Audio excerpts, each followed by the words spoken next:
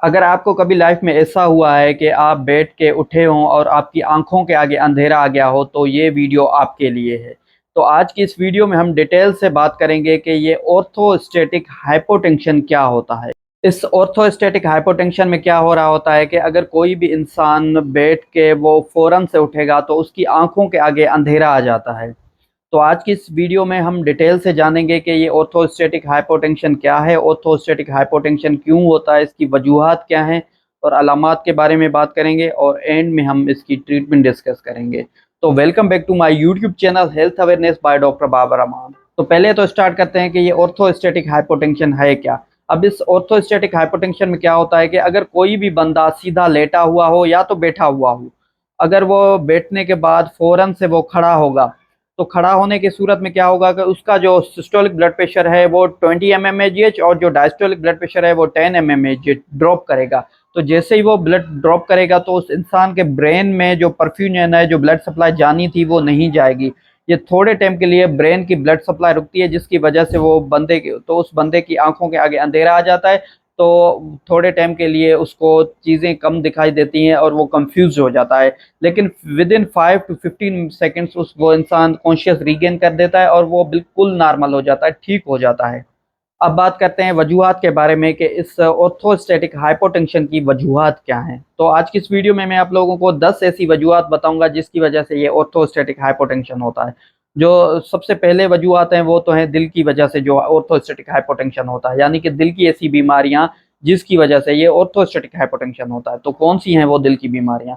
तो जो सबसे पहले नंबर पे है वो है ब्रेडी इरिथमियाज, यानी कि दिल की धड़कन कम हो जाए और बेतरतीब हो जाए।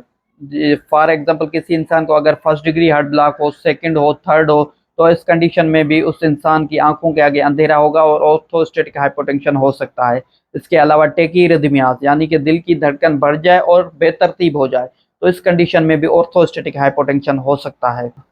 इसके अलावा हार्ट फेल्यूर, अगर किसी भी इंसान का दिल ठीक से काम नहीं कर रहा है, इजेक्शन फ्रैक्शन कम है, तो इन लोगों में भी ये ऑर्थोस्टैटिक हाइपोटेंशन हो सकता है। इसके अलावा हार्ट अटैक, अगर किसी भी इंसान को हार्ट अटैक आ जाता है तो उन लोगों में भी ये ऑर्थोस्टैटिक हाइपोटेंशन की शिकायत रह सकती है। और जो आखिरी दिल का काज है वो है एओर्टिक स्टीनोसिस, यानी हमारे दिल का जो वाल है, मेन वेल्व होता है ये एओर्टिक वेल्व, अगर वो बंद हो जाए, उसका स्टीनोज्ड हो जाए, तो इस कंडीशन में भी उस इंसान को ये ऑर्थोस्टैटिक हाइपोटेंशन रह सकता है। अब जो सेकंड नंबर पे काज है इस ऑर्थोस्टैटिक हाइपोटेंशन का वो है ऑटोनोमिक इनसफिशिएंसी, यानी कि किसी भी इंसान का हमारा जो ऑटोनोमिक नर्वस सिस्टम है वो फेल हो जाए, तो उस इंसान को भी ऑर्थोस्टैटिक हाइपोटेंशन होगा। अब ये ऑटोनोमिक इनसफिशिएंसी क्यों होगी? एक तो किसी इंसान को अगर न्यूरोपैथी डेवलप हो जाए, डायबिटीज़ की वजह से, विटामिन बी 12 डिफिशियंसी की वजह से, किसी भी वजह से अगर किसी इंसान को न्यूरोपैथी होगी तो उस इंसान में ये ऑटोनोमिक इनसफिशिएंसी हो सकती है। और तीसरे नंबर पे डायबिटीज़, अगर किसी भी इंसान को प्रोलॉन्ग डायबिटीज़ है और वो अनकंट्रोल है तो इन लोगों में भी ये ऑर्थोस्टैटिक हाइपोटेंशन हो सकता है। और चौथे नंबर पे है क्रोनिक रीनल फेल्यूर, अगर किसी भी इंसान का कि रीनल फेल्यूर हो जाए, उसके गुर्दे ठीक से काम ना करें, तो उन लोगों में भी ये ऑर्थोस्टैटिक हाइपोटेंशन की शिकायत रहेगी। और पांचवें नंबर पे काज है डिहाइड्रेशन, अगर कोई भी इंसान पानी का ज़्यादा इस्तेमाल नहीं कर रहा है या तो वो बाहर कहीं ऐसे एनवायरनमेंट में काम कर रहा है जहाँ पे उसको बहुत ज़्यादा स्वेटिंग आ रही है, पसीने आ रहे हैं, तो उसका फ्लूइड है जो वो बॉडी से लॉस होगा, तो इस कंडीशन में भी उस इंसान को ऑर्थोस्टैटिक हाइपोटेंशन हो सकता है। इसके अलावा पार्किंसन डिजीज़, इस पार्किंसन डिजीज़ में भी लोगों को ऑर्थोस्टैटिक हाइपोटेंशन की कंप्लेन रह सकती है। इसके अलावा वेरिकोज वीन्स, अब ये वेरिकोज वीन्स क्या है? ये हमारी वेंस की डिजीज़ होती है। जो भी लोग प्रोलॉन्ग स्टैंडिंग का काम होता है, जिन लोगों को ज़्यादा खड़ा रहने का काम होता है, फॉर एग्जांपल गार्ड हो गए या ऐसी कोई जॉब जिसमें इंसान ज़्यादा खड़ा रहता है, तो इन लोगों में वेरिकोज वीन्स होती हैं। इन वेरिकोज वीन की वजह से भी ऑर्थोस्टैटिक हाइपोटेंशन हो सकता है।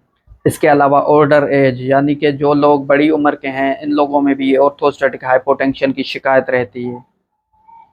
और जो लास्ट पे हैं वो हैं ड्रग्स, यानी कि दवाइयाँ, ऐसी दवाइयाँ जो कि हमारी वेसल्स हैं इनको डायलेट करेंगी, तो इन लोगों में भी ये ऑर्थोस्टैटिक हाइपोटेंशन हो सकता है। अब वो कौन सी दवाइयाँ हैं? जो लोग हाइपरटेंसिव हैं और वो हाइपरटेंशन की दवाइयाँ खाते हैं, तो ये हाइपरटेंशन की दवाइयाँ और वेज़ो डायलेशन करवाती हैं, जिसकी वजह से उस इंसान को ये ऑर्थोस्टैटिक हाइपोटेंशन हो सकता है। इसके अलावा alpha blockers, anti depressant drugs, ये सारी दवाइयाँ ऑर्थोस्टैटिक हाइपोटेंशन करवाती हैं। اب بات کرتے ہیں علامات کے بارے میں کہ اس آرتھوسٹیٹک ہائپوٹینشن کی علامات کیا ہوں گی۔ تو سب سے زیادہ جو موسٹ کامن کمپلین ہے ان لوگوں میں رہتی ہے وہ ہے سنکپی، یعنی کہ transient loss of consciousness with spontaneously regain, یعنی کہ ان لوگوں میں وقتی بے ہوشی ہوتی ہے، تھوڑے ٹائم کے لیے یہ بے ہوش ہوتے ہیں، اتنا کم سیکنڈ کے لیے بے ہوش ہوتے ہیں کہ یہ لوگ گرتے نہیں، بس کچھ سیکنڈز کے لیے ان کی آنکھوں کے آگے اندھیرا آتا ہے، پھر وہ کانشیس ریگین کرتے ہیں، پھر وہ ٹھیک ہو جاتے ہیں اور کمپلیٹلی ریکور کر جاتے ہیں۔ اس کے علاوہ ڈیزینیس، بلرڈ ویژن، فٹیگ، لیتھارجی، یہ سب سمٹمز ان لوگوں میں ہو سکتے ہیں۔ اب بات کرتے ہیں ڈائگنوسس کے بارے میں کہ اس آرتھوسٹیٹک ہائپوٹینشن کو کس طرح سے ڈائگنوز کریں گے۔ تو اس کی ڈائگنوسس بڑی سمپل ہے۔ کسی بھی انسان کو اگر کمپلین رہ رہی ہے کہ وہ بیٹھ کے اٹھ رہا ہے، اس کی آنکھوں کے آگے اندھیرا آ رہا ہے، تو کیا کرنا ہے کہ اس انسان کا بلڈ پریشر چیک کرنا ہے۔ پہلے تو اس انسان کو آپ بیٹھے ہوئے بلڈ پریشر چیک کریں گے، پھر اس انسان کو کھڑا کر کے بلڈ پریشر چیک کریں گے۔ اگر تو ان دونوں کا ڈفرنس مور دین سسٹولک 20 آ رہا ہے اور ڈائسٹولک 10 آ رہا ہے، تو اس انسان کو یہ آرتھوسٹیٹک ہائپوٹینشن ہے۔ اب تو آرتھوسٹیٹک ہائپوٹینشن ڈائگنوز ہو گیا، اب بات کرتے ہیں کہ اس کی ٹریٹمنٹ کس طرح کریں گے، how to treat the orthostatic ہائپوٹینشن۔ First and foremost treat the cause. اگر کسی بھی انسان کو آرتھوسٹیٹک ہائپوٹینشن کسی وجہ کی وجہ سے ہو رہا ہے، کوئی کاز ہے، تو اس کاز کو ٹریٹ کریں گے جس سے یہ آرتھوسٹیٹک ہائپوٹینشن ختم ہو جائے گا۔ فار ایگزامپل، اگر کوئی انسان اینٹی ہائپرٹینسو دوائیاں لے رہا ہے جس کی وجہ سے اس کو آرتھوسٹیٹک ہائپوٹینشن ہو رہا ہے، تو ان دوائیوں کا ڈوز کم کریں گے، یا تو ایسی دوائیاں دیں گے جس کی وجہ سے آرتھوسٹیٹک ہائپوٹینشن نہ ہو۔ اور دوسرے نمبر پہ اگر کسی بھی انسان کو ڈی ہائیڈریشن ہے تو وہ پانی کا زیادہ سے زیادہ استعمال کرے، اور اپنے کھانوں پینے میں ایسی غذائیں لے جو نیوٹریشن سے بھرپور ہوں، تو ان لوگوں میں بھی یہ آرتھوسٹیٹک ہائپوٹینشن نہیں ہوگا۔ اور ایک بات یہ ہے کہ اگر کسی بھی انسان کو یہ آرتھوسٹیٹک ہائپوٹینشن فریکوینٹلی ہو رہا ہے تو کیا کرے کہ جب بھی وہ اٹھنا چاہ رہا ہو تو 5 سے 10 سیکنڈ وہ پہلے بیٹھے، مینٹلی پریپیئر ہو، پھر اٹھے، فوراً سے نہ اٹھے۔ تو فوراً سے اٹھے گا تو اس کو یہ آرتھوسٹیٹک ہائپوٹینشن کے ایپیسوڈس ہوں گے۔